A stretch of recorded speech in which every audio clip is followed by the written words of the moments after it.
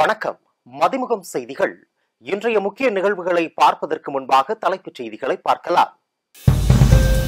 தமிழ்நாட்டில் 8 இடங்களில் அகழாய்வு பணி துவக்கி வைத்தார் முதலமைச்சர் மு.க. ஸ்டாலின். கல்வி நிறுவனங்களின் பெயர்களில் சாதி இடம் பெற வேண்டாம். தமிழ்நாடு அரசுக்கு நிதியரசர் சந்துரு குழு பரிந்துரை. 24 லட்சத்துக்கும் மேற்பட்ட மாணவர்களின் எதிர்காலம் குறித்த நீட் விவகாரத்தில் மோடி மௌனம் ஏன்? ராகுல் காந்தி கேள்வி. நீட் தேர்வு முறைகேடு விவகாரம் ஒன்றிய அரசுக்கு உச்சநீதிமன்றம் நோட்டீஸ். தமிழ்நாட்டில் 5 மாவட்டங்களுக்கு கனமழைக்கான மஞ்சள் அலர்ட். தென்மண்டல வானிலை ஆய்வு மையம் தகவல். தமிழ்நாட்டில் 8 இடங்களில் நடைபெறவுள்ள அகழாய்வு பணிகளை முதலமைச்சர் மு.க. ஸ்டாலின் காணொலி காட்சி வாயிலாக இன்று தொடங்கி வைக்கிறார். தமிழ்நாட்டில் 8 இடங்களில் அகழாய்வு பணிகளை முதலமைச்சர் மு.க. ஸ்டாலின் சென்னை தலைமைச் செயலகத்திலிருந்து காணொலி காட்சி மூலம் தொடங்கி வைத்தார். இதன் மூலம் சிவகங்கை மாவட்டம் கீழடி மற்றும் கொந்தகையில் மீண்டும் அகழாய்வு பணி தொடங்கி வைக்கப்பட்டுள்ளது. கீழடியில் 2015 மத்திய தொல்லியல் துறை சார்பில் வைகை நதிக்கரை நாகரீகம் குறித்த அகழாய்வு பணி துவங்கியது. இந்த ஆய்வில் தாயக்கட்டை, வரி வடிவ எழுத்துக்கள் கொண்ட பானை ஓடுகள், செங்கல் கட்டுமானம் உள்ளிட்ட ஏராளமான பொருட்கள் கிடைத்தன. அதன்பின் தமிழக தொல்லியல் துறை 6 கட்ட அகழாய்வுகளை நடத்தி முடித்தது. 9ஆம் கட்ட அகழாய்வு கடந்த ஆண்டு ஏப்ரல் மாதம் துவங்கி செப்டம்பர் வரை வீரணன் என்பவரது 35 சென்ட் நிலத்தில் நடைபெற்றது. இதில் 14 குழிகள் தோண்டப்பட்டு 453 கண்ணாடி மணிகள், 168 வட்டச்சில்லுகள், 4 காதணிகள், 15 செஸ் காயின் உள்ளிட்ட 804 பொருட்கள் கண்டறியப்பட்டன. தொடர்ந்து 10ஆம் கட்ட அகழாய்வு பணிகள் இன்று தொடங்கி செப்டம்பர் மாத இறுதி வரை நடைபெற உள்ளது. கீழடியில் 1 ஏக்கர் பரப்பளவில் 12 குழிகள் அமைத்து மற்றும் கொந்தகையில் 7 குழிகள் அமைத்து 10ஆம் கட்ட அகழாய்வு நடைபெற உள்ளன. நீட் தேர்வு முறைகேடு தொடர்பாக தேசிய தேர்வுகள் முகமை மற்றும் ஒன்றிய அரசுக்கு உச்சநீதிமன்றம் நோட்டீஸ் அனுப்பியுள்ளது. மருத்துவ படிப்புகளில் மாணவ மாணவிகள் சேர உதவும் நீட் தேர்வு கடந்த மே 5ஆம் தேதி நடைபெற்றது. நீட் தேர்வு நடைபெற்ற தினத்தில் ராஜஸ்தான் மாநிலத்தில் வினாத்தாள் கசிந்ததாகவும் ஆள்மாறாட்டம் நடந்ததாகவும் புகார் எழுந்தது. ஆனால் இதை தேசிய தேர்வு முகமை மறுத்திருந்தது. இதனிடையே இம்மாத தொடக்கத்தில் நீட் தேர்வு முடிவுகள் வெளியாகின. இதில் ஹரியானா மாநிலத்தில் ஒரே மையத்தில் படித்த 6 பேர் 720 மதிப்பெண்கள் பெற்றதும் 1563 மாணவர்களுக்கு கருணை மதிப்பெண் வழங்கப்பட்டதும் சர்ச்சையை ஏற்படுத்தியது. இது தொடர்பாக உச்சநீதிமன்றத்தில் வழக்கு தொடரப்பட்டது. இதைத் தொடர்ந்து 1563 மாணவர்களுக்கு வழங்கப்பட்ட கருணை மதிப்பெண்களை ரத்து செய்வதாகவும் அவர்களுக்கு 23ஆம் தேதி மறுதேர்வு நடத்துவதாகவும் மத்திய அரசு மற்றும் தேசிய தேர்வு முகமை சார்பில் உச்சநீதிமன்றத்தில் தெரிவிக்கப்பட்டது. இதை நீதிமன்றமும் ஏற்றுக்கொண்டது. இந்த நிலையில் நீட் தேர்வு எழுதிய மாணவர்களில் தரப்பில் உச்சநீதிமன்றத்தில் மனு தாக்கல் செய்யப்பட்டது. இந்த மனு நீதிபதி விக்ரம்நாத் அமர்வில் விசாரணைக்கு வந்தபோது இந்த மனுக்கள் மீது பதிலளிக்க தேசிய தேர்வுகள் முகமை மற்றும் ஒன்றிய அரசுக்கு உச்சநீதிமன்றம் நோட்டீஸ் அனுப்பியது. தொடர்ந்து நீட் தேர்வு விவகாரத்தில் 0.001% யாராவது அலட்சியமாக இருந்திருந்தாலும் அதை முழுமையாக ஆராய வேண்டும் எனவும் ஒரு தனிநபர் ஒட்டுமொத்த அமைப்புக்கும் ஆபத்தானவராக மாறியிருக்கும் சூழலை எண்ணி பார்க்க வேண்டியுள்ளது எனவும் உச்சநீதிமன்றம் கருத்து தெரிவித்துள்ளது. நீட் தேர்வு வினாத்தாள் கசிவு மற்றும் முறைகேடுகள் தொடர்பான மற்றொரு வழக்கின் மீதான விசாரணையை ஜூலை 8ஆம் தேதிக்கு ஒத்திவைத்து உச்சநீதிமன்றம் உத்தரவிட்டுள்ளது. தமிழ்நாட்டில் நெல் கொள்முதல் விலையை உயர்த்த வேண்டும் என முன்னாள் முதலமைச்சர் ஓ பன்னீர்செல்வம் வலியுறுத்தியுள்ளார். இது தொடர்பாக அவர் வெளியிட்டுள்ள அறிக்கையில், தமிழ்நாட்டில் சாதாரண நெல் குவிண்டால் 2265 ரூபாய்க்கும், சன்னரக நெல் 2310 ரூபாய்க்கும் கொள்முதல் செய்யப்படுகிறது. ஆண்டுக்காண்டு உயர்ந்து கொண்டே செல்லும் சாகுபடி செலவின் அடிப்படையில் தற்போதைய நெல் கொள்முதல் விலை என்பது மிக மிக குறைவு என குறிப்பிட்டுள்ளார். முதலமைச்சர் இதில் உடனடியாக கவனம் செலுத்தி வருகின்ற சட்டமன்ற கூட்டத்தொடரின் போது நெல் கொள்முதல் விலையை உடனடியாக குவிண்டால் ஒன்றுக்கு 3500 ரூபாய் உயர்த்த நடவடிக்கை எடுக்க வேண்டும் என்று அதிமுக தொண்டர்கள் உரிமை மீட்பு குழுவின் சார்பில் வலியுறுத்தி கேட்டுக்கொள்வதாக அந்த அறிக்கையில் அவர் குறிப்பிட்டுள்ளார். விக்கிரவாண்டி இடைத்தேர்தலில் எந்த கட்சிக்கும் ஆதரவு இல்லை. 2026 சட்டமன்ற தேர்தலே எங்கள் இலக்கு. இடைப்பட்ட காலத்தில் நடத்தப்படும் உள்ளாட்சி தேர்தல் உள்ளிட்ட எதிலும் தவேக போட்டியிடாது என தமிழக வெற்றிக் கழகம் அறிவித்துள்ளது.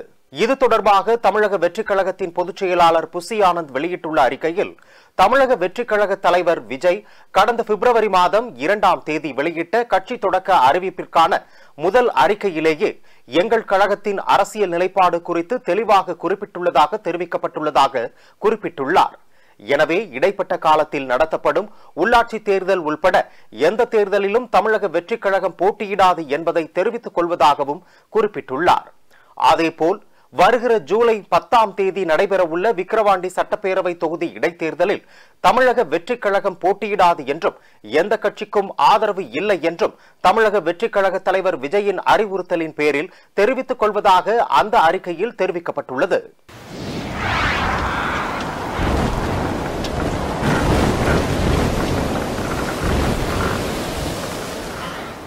தமிழ்நாட்டில் தேனி, திண்டுக்கல், திருப்பூர் உள்ளிட்ட 5 மாவட்டங்களுக்கு வரும் 22ஆம் தேதி கனமழைக்கான மஞ்சள் அலர்ட் எச்சரிக்கை விடுத்துள்ளது. கேரள கடலோர பகுதிகளிலும் தென்கிழக்கு அரபிக்கடலிலும் நிலவும் வளிமண்டல கீழடுக்கு சுழற்சி காரணமாக கடந்த சில நாட்களாக தமிழ்நாட்டின் பல இடங்களில் அவ்வப்போது மிதமானது முதல் கனமழை பெய்து வருகிறது. அதனுடன் ஜூன் 20 வரை தமிழ்நாட்டில் ஓரிரு இடங்களிலும் புதுச்சேரி மற்றும் காரைக்கால் பகுதிகளிலும் லேசானது முதல் மிதமான மழை பெய்யக்கூடும் என வானிலை ஆய்வு மையம் ஏற்கனவே தெரிவித்திருந்தது. குறிப்பாக சென்னையில் அடுத்த 2 தினங்களுக்கு இடியுடன் கூடிய மழை பெய்யக்கூடும் என்று சென்னை வானிலை ஆய்வு மையம் எச்சரித்திருந்தது.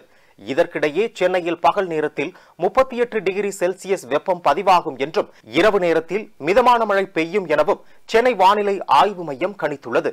இந்த நிலையில் தேனி, திண்டுக்கல், திருப்பூர், கோவை மற்றும் நீலகிரி ஆகிய 5 மாவட்டங்களுக்கு வரும் 22ஆம் தேதி கனமழைக்கான மஞ்சள் அலர்ட் எச்சரிக்கையை தென்மண்டல வானிலை ஆய்வு மையம் விடுத்துள்ளது. முக்கிய பிரமுகர்களின் பிறந்த நாளில் மாணவர்களுக்கு மதிய உணவுடன் இனிப்பு பொங்கலும் வழங்க தமிழ்நாடு அரசு உத்தரவிட்டுள்ளது. தமிழ்நாடு முழுவதும் அரசு மற்றும் அரசு உதவி பெறும் பள்ளிகளில் பயிலும் 1 முதல் 10ஆம் வகுப்பு வரையிலான மாணவர்களுக்கு சத்துணவு திட்டம் அமலில் உள்ளது. அதேபோல் 1 முதல் 5 வரை உள்ள ஆரம்ப பள்ளி மாணவர்களுக்கு காலை உணவு திட்டத்தின் முதலமைச்சர் மு.க. ஸ்டாலின் அறிமுகப்படுத்தியுள்ளார். இந்நிலையில் தற்போது முக்கிய தலைவர்களின் பிறந்த நாளில் பள்ளிகளில் இனிப்பு பொங்கல் வழங்கப்படும் என பள்ளிக்கல்வித்துறை அறிவித்துள்ளது. நீட் தேர்வில் 24 லட்சத்துக்கும் மேற்பட்ட மாணவர்களின் எதிர்காலத்துடன் விளையாடும் விவகாரத்தில் நரேந்திர மோடி எப்போதும் போல் மௌனம் சாதித்து வருகிறார் என ராகுல் காந்தி குற்றம் சாட்டியுள்ளார். பாஜக ஆளும் மாநிலங்களில் திட்டமிட்டு நீட் தேர்வில் முறைகேடுகள் நடந்துள்ளதாக காங்கிரஸ் மூத்த தலைவர் ராகுல் காந்தி குற்றம் சாட்டியுள்ளார். இது குறித்து தனது எக்ஸ் தள பக்கத்தில் கருத்து தெரிவித்துள்ள அவர், நீட் தேர்வில் 24 லட்சத்துக்கும் மேற்பட்ட மாணவர்களின் எதிர்காலத்துடன் விளையாடும் விவகாரத்தில் நரேந்திர மோடி எப்போதும் போல் மௌனம் சாதித்து வருவதாக குற்றம் சாட்டியுள்ளார். பீகார், குஜராத் மற்றும் ஹரியானாவில் நடந்த கைதுகள் தேர்வில் முறையான ஒழுங்கமைக்கப்பட்ட ஊழல் இருப்பதை தெளிவாக காட்டுவதாகவும் பாஜக ஆளும் இந்த மாநிலங்கள் தால் காகித கசிவின் மையமாக மாறிவிட்டதாகவும் குற்றம் சாட்டியுள்ளார். எதிர்க்கட்சிகளின் பொறுப்பை நிறைவேற்றி நாடு முழுவதும் உள்ள இளைஞர்களின் குரலை வீதிகள் முதல் நாடாளுமன்றம் வரை வலுவாக எழுப்பி அரசுக்கு அழுத்தம் கொடுத்து இதுபோன்ற கடுமையான கொள்கைகளை வகுப்பதில் உறுதியாக உள்ளதாகவும் ராகுல் காந்தி தெரிவித்துள்ளார். நெடுஞ்சாலைத்துறையில் புதியதாக பணியில் சேர்ந்துள்ள உதவி பொறியாளர்களுக்கும் மற்றும் பதவி உயர்வு பெற்ற இளநிலை பொறியாளர்களுக்கும் அடித்தள பயிற்சி வகுப்பை அமைச்சர் ஏவவேலு தொடங்கி வைத்தார். சென்னை கிண்டி நெடுஞ்சாலை ஆராய்ச்சி நிலையத்தில் பொதுப்பணிகள், நெடுஞ்சாலைகள் மற்றும் சிறுதுறை முகங்கள் துறை அமைச்சர் ஏவவேலு நெடுஞ்சாலைத்துறையில் புதியதாக பணியில் சேர்ந்துள்ள உதவி பொறியாளர்களுக்கும் மற்றும் பதவி உயர்வு பெற்ற இளநிலை பொறியாளர்களுக்கும் அடித்தள பயிற்சி வகுப்பினை தொடங்கி வைத்து உரையாற்றினார். அப்போது பேசிய அவர், 2024-25ஆம் ஆண்டில் இதுவரை 108 பொறியாளர்களுக்கு பல்வேறு தலைப்புகளில் பயிற்சி அளிக்கப்பட்டுள்ளதாகவும் அனைத்து பயிற்சிகளின் போதும் காலை வேளையில் யோகா மற்றும் தியான வகுப்புகள், சிறந்த யோகா ஆசிரியர்களால் மனதும் உடலும் சிறக்க வகுப்புகள் நடத்தப்படுவதாகவும் தெரிவித்தார். நீ கட்டுகிற பாலமாக இருந்தால் அது பழுதடைந்து விட்டால் அல்லது அது விழுந்து விட்டால் தீட்டுகிற பொறியாளர் நாம் தான் பொறுப்பேற்றுக் கொள்ள வேண்டியதாக இருக்கிறது. அது வடிவமைத்திருக்கிற ஒரு பொறியாளராக இருக்கிற காரணத்தினால் அந்த முழு பாதிப்பையும் பொறியாளராக இருக்கிற நாம் தான் ஏற்றுக்கொள்ள முடிகிறது. ஆசிரியர்களைப் போல, வழக்கறிஞரைப் போல, மருத்துவரைப் போல நாம் தப்பிக்கவே முடிவதில்லை. அதனால் தான் சொல்லுகிறேன், இந்த சமுதாயத்திலே பொறியாளர்களுடைய பங்கு என்பது ஒரு சிறப்பான பங்காக இருக்க வேண்டும் என்பதுதான் அரசின் சார்பாக நாம் கருதுகிறோம். பள்ளிகளில் மாணவர்களின் சாதி அடையாளத்தை வெளிப்படுத்தும் வகையில் கயிறு, பொட்டு வைக்க தடை விதிக்க வேண்டும் என்று ஓய்வு பெற்ற நீதிபதி சந்துரு குழு தமிழக அரசுக்கு பரிந்துரைத்துள்ளது. தமிழ்நாடு முதலமைச்சர் மு.க.ஸ்டாலினிடம் தலைமைச் செயலகத்தில் ஓய்வு பெற்ற நீதியரசர் சந்துரு தனது 650 பக்கங்கள் கொண்ட அறிக்கையை அளித்துள்ளார். அதில் முக்கியமாக 20 பரிந்துரைகளை உடனடியாக நிறைவேற்ற வேண்டும் எனவும் 3 பரிந்துரைகளை நீண்ட காலத்தில் நிறைவேற்றலாம் எனவும் தெரிவிக்கப்பட்டுள்ளது. குறிப்பாக கல்வி நிறுவனங்களில் இருக்கும் ஜாதி பெயர்களை நீக்க வேண்டும், மாணவர்கள் எந்த ஒதுக்கீட்டில் சேர்ந்தவர்கள் என்ற விவரத்தை பதிவேடுகளில் இருந்து நீக்குதல், பள்ளிகளில் மாணவர்களால் சாதியை குறிக்கும் வகையில் உள்ள வண்ண கயிறு கட்டுதல், மோதிரங்கள், நெற்றியில் பொட்டு வைத்தல், சைக்கிள்களில் பெயிண்ட் அடித்தல் ஆகியவற்றை தடை செய்தல் போன்றவை முக்கியமான பரிந்துரைகளாக அளிக்கப்பட்டுள்ளது. பள்ளிகளில் அறநெறி வகுப்புகள் நடத்துதல், சாரணர் சாரணியர் அமைப்பை வலுப்படுத்துதல் மற்றும் புதிய மாணவர் படையை நிறுவுதல், மாணவர் சங்க தேர்தல்களை நடத்துதல், பள்ளி பாடத்திட்டத்தை கண்காணித்தல், ஆசிரியர் பயிற்சி திட்டங்களை மேம்படுத்துதல் போன்ற பரிந்துரைகளையும் நீதிபதி கே. சந்துரு குழு தமிழக அரசுக்கு அளித்துள்ளது. நியாய விலை கடைகளில் தங்கு தடையின்றி துவரம் பருப்பு மற்றும் பாமாயில் வழங்கிட நடவடிக்கை மேற்கொள்ளப்பட்டுள்ளதாக உணவுத்துறை அதிகாரிகள் தகவல் தெரிவித்துள்ளனர். தமிழ்நாடு முழுவதும் ரேஷன் கடைகளில் மே, ஜூன் ஆகிய 2 மாதத்திற்கான துவரம் பருப்பு, பாமாயில் உள்ளிட்ட பொருட்கள் விநியோகிக்கப்படவில்லை என தொடர்ச்சியாக புகார்கள் பெறப்பட்டு வருகிறது. நாடாளுமன்ற தேர்தல் நடைபெற்றதையொட்டி டெண்டர் கோருவதில் தாமதம் ஏற்பட்டதாகவும் அதன் காரணமாகவே துவரம் பருப்பு, பாமாயில் விநியோகத்தில் தாமதம் ஏற்பட்டதாகவும் உணவுத்துறை அதிகாரிகள் தெரிவித்தனர். இதனையடுத்து மே மாதத்திற்கான பாமாயில், துவரம் பருப்பு பெறாத ரேஷன் அட்டைதாரர்கள் ஜூன் முதல் வாரம் வரை அதனை பெற்றுக் கொள்ளலாம் என ஏற்கனவே உணவுத்துறை சார்பில் அறிவிக்கப்பட்டிருந்தது. இந்த நிலையில் மே மாதத்திற்கான பொருட்களை ஜூன் இறுதி வரை பெற்றுக் கொள்ளலாம் என உணவுத்துறை அதிகாரிகள் தரப்பில் தற்போது தெரிவிக்கப்பட்டுள்ளது. அதேபோல் ஜூன் மாதத்திற்கான பாமாயில் மற்றும் துவரம் பருப்பும் இம்மாதம் இறுதிக்குள் வழங்குவதற்கான அனைத்து நடவடிக்கைகளும் மேற்கொள்ளப்பட்டுள்ளது. அதற்கான பொருட்கள் அனைத்தும் நியாய விலை கடைகளுக்கு அனுப்பி வைக்கப்பட்டுள்ளது. பொதுமக்கள் இது தொடர்பாக அச்சம் கொள்ள தேவையில்லை எனவும் உணவுத்துறை அதிகாரிகள் தகவல் தெரிவித்துள்ளனர். சமூகத்தில் ஒதுக்கப்பட்ட மக்களை தோளில் தூக்கி வைக்க வேண்டும் என்ற புரட்சியாளராக ராமானுஜர் இருந்தார் என இந்து சமய அறநிலையத்துறை ஆலோசனை குழு உறுப்பினர் சுகி சிவம் ராமானுஜர் நூல் வெளியீட்டு விழாவில் பேசினார். மறைந்த தமிழக முன்னாள் முதலமைச்சர் கருணாநிதி கைவண்ணத்தில் உருவான ராமானுஜரின் மதத்தில் புரட்சி செய்த மகான் என்ற தொலைக்காட்சி தொடரை அனைத்து தரப்பினரும் அறிந்து கொள்ளும் வகையில் இந்து சமய அறநிலையத்துறையின் பதிப்பக பிரிவு வாயிலாக நூலாக்கம் செய்யப்பட்ட ராமானுஜர் எனும் நூலை தமிழக முதலமைச்சர் மு.க.ஸ்டாலின் இன்று வெளியிட்டார். இந்நிகழ்ச்சியில் இந்து சமய அறநிலையத்துறை அமைச்சர் பி.கே. சேகர் பாபு, இந்து சமய அறநிலையத்துறை ஆலோசனை குழு உறுப்பினர் சுகி சிவம், ராமானுஜர் மதத்தில் புரட்சி செய்த மகான் தொலைக்காட்சி தொடர் தயாரிப்பாளர் குட்டி பத்மினி மற்றும் அரசு உயர் அதிகாரிகள் கலந்து கொண்டனர். பின்னர் செய்தியாளர்களிடம் பேசிய இந்து சமய அறநிலையத்துறை ஆலோசனை குழு உறுப்பினர் சுகி சிவம், சமூகத்தில் ஒதுக்கப்பட்ட மக்களை தோளில் தூக்கி வைக்க வேண்டும் என்ற புரட்சியாளராக இருந்தவர் ராமானுஜர் என புகழாரம் சூட்டினார். நம்முடைய டாக்டர் கலைஞர் அவர்கள் வைணவர்கள் ஏற்றுக்கொள்ளக்கூடிய வகையில் அந்த மரபு மாறாமல் அதே மொழி நடையில் அப்படியே அந்த கருத்துக்கள், தத்துவ கருத்துக்களையும், ஏன்னா ராமானுஜர் தத்துவங்களை சர்ச்சை பண்ணவர், அதையெல்லாம் அப்படியே படம் பிடித்து காட்டியிருக்கிறார்கள். இது கலைஞர் அவருடைய எழுத்து திறமைக்கு ஒரு மிகப்பெரிய அடையாளம். அதை தயாரித்தவர்களுக்கு பாராட்டு. அது பல மொழிகளில் வரணும், இந்தியா முழுக்க அது இன்னும் பல்லாயிரம் பேரால் பார்க்கப்படணும். நடுவில் கொஞ்சம் ஒரு குறிப்பிட்ட எல்லையோடு நின்றுடுச்சு. அது மீண்டும் எல்லா எபிசோடும் ராமானுஜருடைய வாழ்க்கை எல்லாருக்கும் தெரியணும். பல்வேறு மாவட்டங்களில் நடைபெற்ற நிகழ்வுகளை களத்தில் மதிமுகம் பகுதியில் பார்க்கலாம்.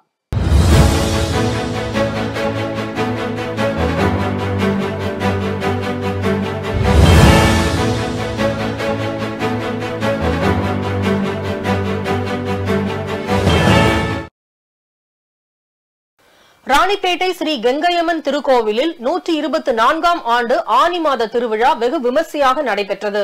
இதில் திரளான பக்தர்கள் உடம்பில் அலகு குத்தி நேர்த்தி கடனை செலுத்தினர்.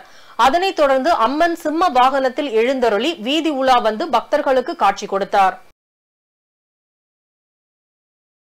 செங்கல்பட்டு மாவட்டம் மதுராந்தகத்தை சேர்ந்த துர்கா கடந்த 6 ஆண்டுகளாக டிஎன்பிசி தேர்வு எழுதி வந்துள்ளார்.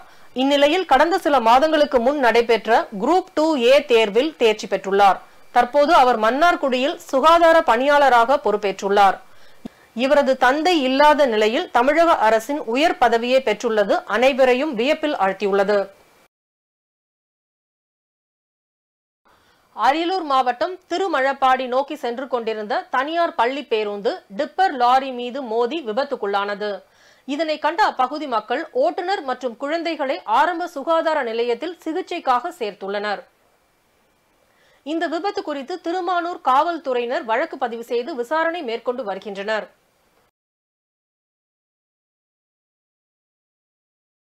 தென்காசி நகராட்சியில் கடந்த சில வாரங்களாக 10 நாட்களுக்கு ஒருமுறை மட்டுமே குடிநீர் விநியோகம் செய்யப்படுவதாகவும் 23வது வார்டில் குடிநீர் முறையாக விநியோகம் செய்யவில்லை எனவும் கூறி அப்பகுதி மக்கள் நகராட்சி அலுவலகத்தை முற்றுகையிட்டு போராட்டத்தில் ஈடுபட்டனர். இந்த பிரச்சினைக்கு தீர்வு காணப்படும் என நகராட்சி அதிகாரிகள் உறுதி அளித்த பின்னரே அவர்கள் கலைந்து சென்றனர்.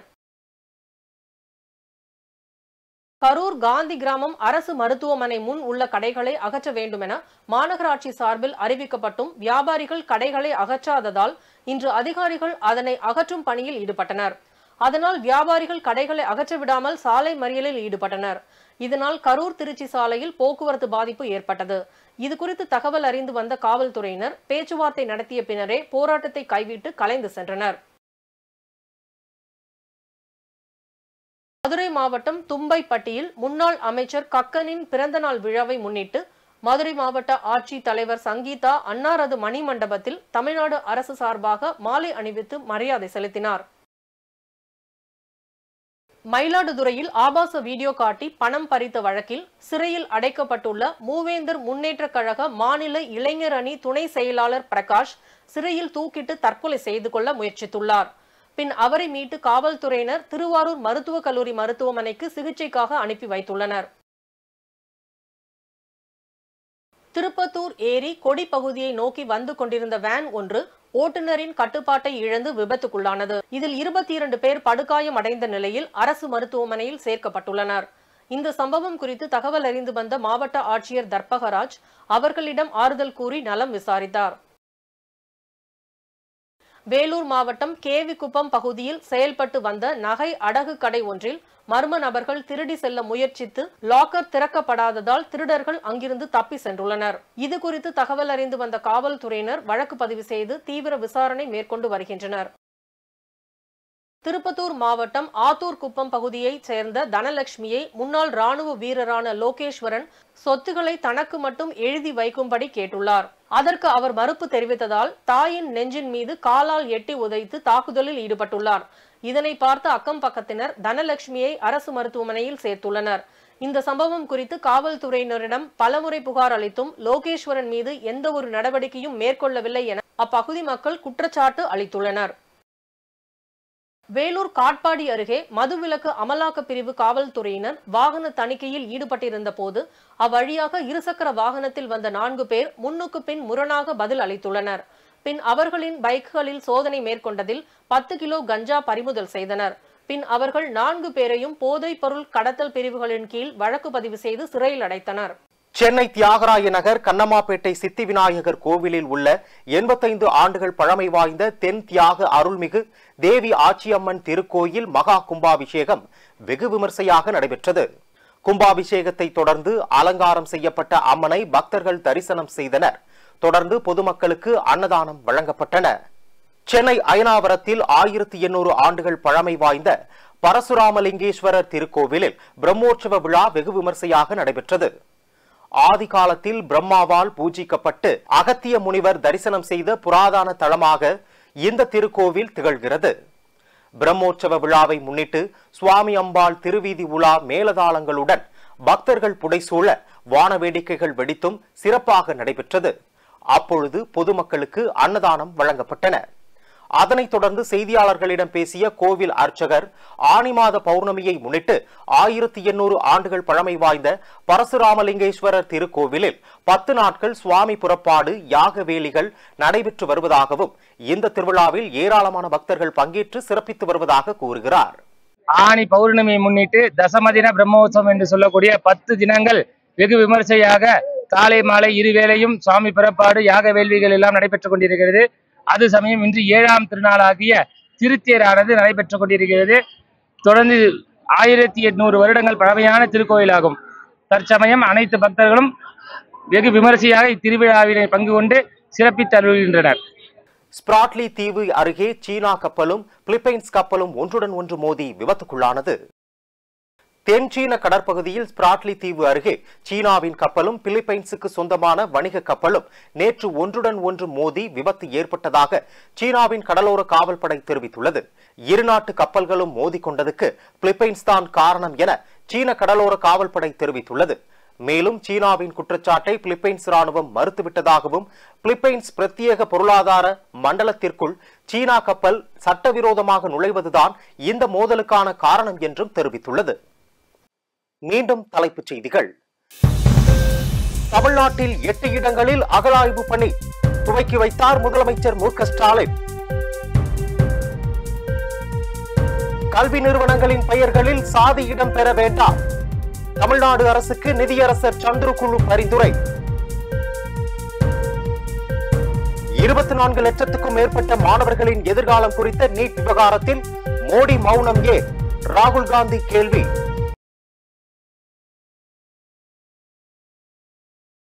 விவகாரம் ஒன்றிய அரசுக்கு உச்சநீதிமன்றம் நோட்டீஸ். தமிழ்நாட்டில் 5 மாவட்டங்களுக்கு கனமழைக்கான மஞ்சள் அலர்ட், தென்மண்டல வானிலை ஆய்வு மையம் தகவல். இத்துடன் செய்திகள் நிறைவடைந்தன. மீண்டும் செய்திகள் பிற்பகல் 1:30 மணிக்கு. மேலும் செய்திகளை தெரிந்து கொள்ள மதிமுகம் பிரைம் யூடியூப் தளத்தில் இணைந்திருங்கள்.